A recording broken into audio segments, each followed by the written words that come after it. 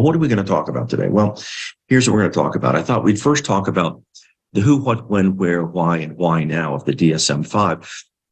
This is the elevator speech version. This is if you get trapped in an elevator with a colleague going up to the 34th floor and they say, hey, what's happening with the DSM-5-TR? And you have 3 minutes to give them the Reader's Digest condensed version. You will be able to do it as a result of us talking about the who, what, when, where, and why now. Then I thought we'd talk a bit about the dual diagnostic systems. It's always been the case, gang, from the inception of the DSM, that the DSM and the ICD have been joined at the hip. They've never been inseparable. The DSM has always been the Adam's rib of the ICD.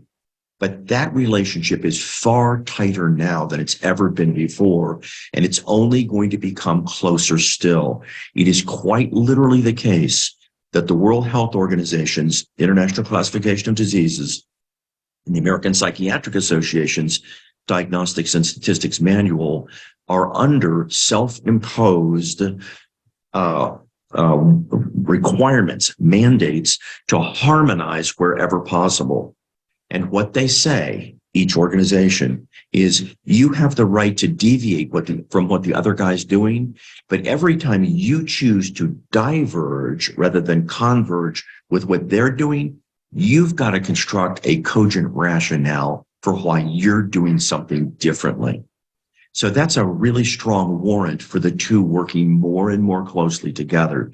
So we need to look at the relationship between the DSM and the ICD, because it tells us, in part, where things are headed. The majority of what we're going to talk about today is undeniably dedicated to new disorders in the DSM-5-TR. By new disorders, here, I'm using that term loosely, but because it includes literally new disorders like prolonged grief disorder, or the stimulus-induced neurocog disorder, but it also includes resurrected disorders that were once there that got lost and are now resurrected in the DSM-5-TR, like the unspecified mood disorder.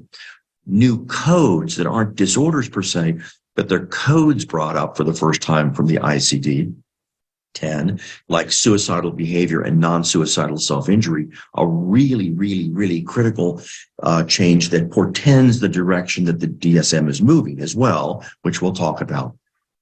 Internet gaming, which represents a perfect example of the divergence between DSM and ICD, since they took two very different paths through the yellowed wood, one credentialing and one not credentialing internet gaming.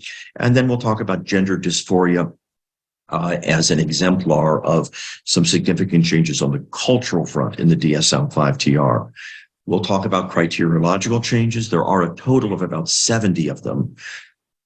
Those changes range in truth from the lofty to the sublime. Some of them are what I would regard as largely editorial or clarification changes. Some of them are more substantial. We're going to cover about 10 of them just to give you a sense for the range of what those changes are. Some of them are in arcane areas that are probably not common practice areas. For example, the subtyping of narcolepsy into cataplectic and non-cataplectic. So some of them we are not going to be able to address, but certainly the big ones we will. And then we have to talk about the cultural sensitivity and cultural affirmation of the DSM-5-TR, because in truth, the marquee players notwithstanding, and they are marquee players, when you add in a new disorder to a text revision, no less, like prolonged grief disorder, that's a big change. And we're going to talk about that big change. But let me tell you, when we look back at the DSM-5-TR in 5 years or 10 years or 20 years, I believe the signature contribution it is going to have made is going to be turning the corner in relation to the way in which culture is regarded, affirmed, and integrated into the manual. It's not the first time the DSM has turned its attention to cultural considerations, but it may be the first time that it's done so in an affirming way. And we'll look at what that means. So we'll talk some about cultural affirmation. And then I want to conclude by saying something in the immortal words of Buzz Lightyear about to infinity and beyond. Now that we're where we are with the DSM and the ICD, where do we go next.